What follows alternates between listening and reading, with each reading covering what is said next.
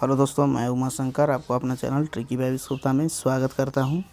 दोस्तों, आज मैं नीलांबर पीतांबर यूनिवर्सिटी में पढ़ने वाले यूजी सेशन 2022 और 26 के विद्यार्थी का सेमेस्टर 2 का मेजर सब्जेक्ट हिस्ट्री का प्रारंभिक भारत का संपूर्ण सिलेबस लेकर आया हूं। इसीलिए आप वीडियो पर बने रहिएगा। अगर आप इस चैनल पर नए होंगे तो मेरे चैनल को कोमल हाथों से सब्सक्राइब कर दीजिएगा और जितना हो सके अपने दोस्तों में शेयर करना नहीं भूलेंगे दोस्तों, क्योंकि जिस तरह से एनपीई अर्थात राष्ट्रीय शिक्षा आयोग के द्वारा नया पैटर्न जारी कर दिया गया है, उसी पैटर्न के आधार पर आप लोग का एग्ज़ाम हो रहा है। इसीलिए आपको संपूर्ण सिलेबस की जानकारी होना अति आवश्यक है। अगर आपको सिलेबस की जानकारी नहीं होता है तो आप अच्छा स्कोर नहीं ला सकते हैं, अच्छा नंबर नहीं ला सकते। इसीलिए मैंने आपके लिए एक बहुत ही संपूर्ण सिलेबस लाया हूं, जिसे मैं आप लोग को हिंदी में बताने वाला हूं। इसीलिए आप इसको लास्ट तक ज़रूर से ज़रूर देखिएगा। जैसा कि यहाँ पर देख रहे हैं, NPU UG semester 2 major history अर्थात मेजर सब्जेक्ट जो हिस्ट्री है, उन विद्यार्थियों के लिए मैंने बहुत ही आसान तरीके से आप लोग को सिलेबस बताने वाला हूं। इसीलिए आप इसको ज़रूर से ज़रूर देखिएगा। इस सिलेबस के ही आधार पर आपको क्वेश्चन आता है, जो आपको 75 नंबर के क्वेश्चन आएंगे। इसीलिए इसको अच्छी ढंग से देख ले और कौन कौन से टॉपिक आपके लिए वीवीआई है उसको बारे में भी मैं इस वीडियो में बताने वाला हूं। तो सबसे पहले देखिए, यहाँ पर लिखा हुआ प्रारंभिक भारत अर्थात प्रारंभिक भारत से 250 ईस्वी तक। इससे आपका इस सिद्धांत रहेगा, जिसके लिए यहाँ पर बता दिया गया है कि आपका यह 90 दिनों का व्याख्यान था, अर्थात 90 दिनों में यह सिलेबस को कंप्लीट करना था। इसके बाद यहाँ पर बता रहा है कि पाठ्यक्रम के उद्देश्य और सीखने के परिणाम। यहाँ पर बताया है कि किस तरह से इसका आपका पाठ्यक्रम रहेगा और किस तरह से आपको सीखना है, उसके बारे में यहाँ पर बताया गया। तो सबसे पहले हम लोग देखते हैं पॉइंट नंबर 1 में, एक इतिहास के छात्र के रूप में ऐतिहासिक प्रवृत्ति, ऐतिहासिक की व्याख्या के बारे में सीखेंगे। प्राचीन भारत के स्रोत भी। इसके बाद दूसरा का है, वे वैदिक काल और जैन धर्म और बौद्ध संस्कृति के उदय के बारे में ज्ञान प्राप्त करना है। अर्थात आपका क्वेश्चन वैदिक काल में जैन धर्म और बौद्ध धर्म से संबंधित आपका क्वेश्चन पूछेगा। इसीलिए आप बौद्ध धर्म जैन धर्म के बारे में पूरी तरह से जानकारी प्राप्त कर लीजिएगा। इसके साथ ही कह रहा है, भारत के प्राचीन काल में, भारत के जो प्राचीन काल में है उसके बारे में यहाँ पर क्वेश्चन पूछेगा। इसके बाद पाठ्यक्रम सामग्री में आपका कौन कौन से क्वेश्चन यहाँ पर आएगा उसके बारे में यहाँ पर हम लोग देखते हैं। तो यूनिट 1 में हम लोग देख रहे हैं। तो यूनिट 1 में आपको इतिहास लेखन अर्थात प्रागैतिहासिक भारत अर्थात प्रागैतिक भारत से संबंधित रहेगा। वो भी आपका कि इसको में इस यूनिट से आपका 550 ईसा पूर्व तक के प्राचीन भारत इतिहास के स्रोत और ऐतिहासिक रुझान अर्थात इससे संबंधित आपका पूछेगा।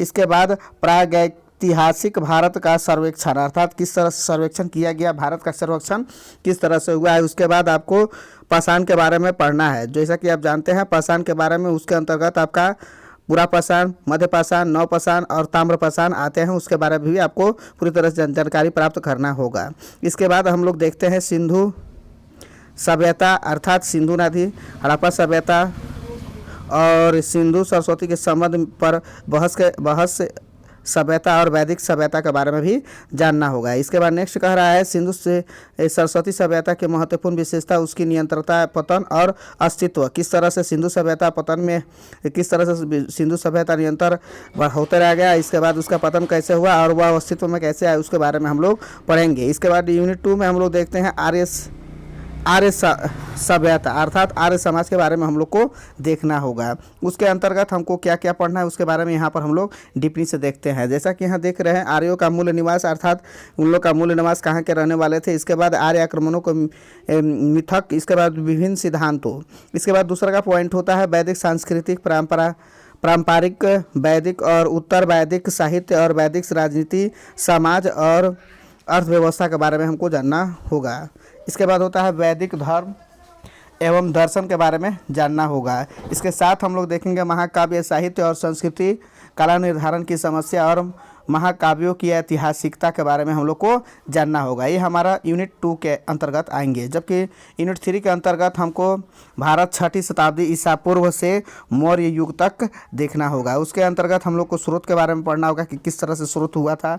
इसके साथ ही वहाँ पर देखना होगा 6ठी शताब्दी ईसा पूर्व में भारत में महाजनपद, जैसा कि जानते हैं 16 महाजनपद है, उसको 16 महाजनपदों के बारे में जानना होगा। इसके बाद गणतंत्र एवं शहरी केंद्रों का विकास का उदय, मगध साम्राज्य इत्यादि के बारे में यहाँ पर हमको जानना होगा। इसके बाद अगला पॉइंट हम लोग देखते हैं तो 6ठी शताब्दी ईसा पूर्व में धार्मिक प्रणाली, बौद्ध धर्म और जैन धर्म के बारे में हमको जानना होगा कि बौद्ध धर्म क्या है, जैन धर्म क्या है, उसके संस्थापक क्या है। जैन धर्म और बौद्ध धर्म में धार्मिक के बारे में हम लोग को प्रणालियों के बारे में अध्ययन करना होगा। इसके साथ मौर्य साम्राज्य, चंद्रगुप्त मौर्य, मौर्य प्रशासन, अशोक और अशोक का धर्म, मौर्य समाज, मौर्य साम्राज्य का पतन, यूनानी आक्रमण और उसके प्रभाव, इंडिका इत्यादि के बारे में हम लोग को यहाँ पर जानना होगा कि मौर्य साम्राज्य क्या है, मौर्य साम्राज्य में क्या है। अशोक के बारे में जानना होगा कि अशोक का ने धर्म अर्थात धर्म का क्या क्या नीति बताई थी, उसके बारे में हम लोग को पढ़ना होगा। इसके बाद यूनिट हम लोग 4 में देखते हैं तो मौर्योत्तर युग अर्थात मौर्य उत्तर युग के बारे में पढ़ना होगा। उसके अंतर्गत हम लोग को स्रोत के बारे में जानना होगा। इसके बाद मौर्योत्तर युग में गणतंत्र का पूर्ण गठन किस प्रकार हुआ था, उसके बारे में जानना होगा। इसके बाद देखेंगे इंडो ग्रीक, शक कुषाण, शुंग, खरबेल, सातवाहन, समाज और संस्कृति, कला, वास्तुकला और सिक्का निर्माण के बारे में अध्ययन करेंगे। इसके साथ ही संगम युग जो हुआ था उसके बारे में हम लोग जानेंगे। इसके बाद मौर्योत्तर युग में संगम, साहित्य, समाज, संस्कृति और विदेशी व्यापार के बारे में हम लोग को जानना होगा। इस तरह से मैंने आपको सिलेबस दे दिया है। इसके अंतर्गत आप अपनी तैयारी कर लें। अगर आप नहीं तैयारी करने पाते हैं तो मैं आप लोग को क्वेश्चन और इससे संबंधित महत्वपूर्ण वीडियो दूंगा, तो इसीलिए आप इस चैनल को सब्सक्राइब कर देंगे। फिर मिलेंगे नई वीडियो के साथ, तब तक के लिए जय हिंद, बेस्ट ऑफ लक।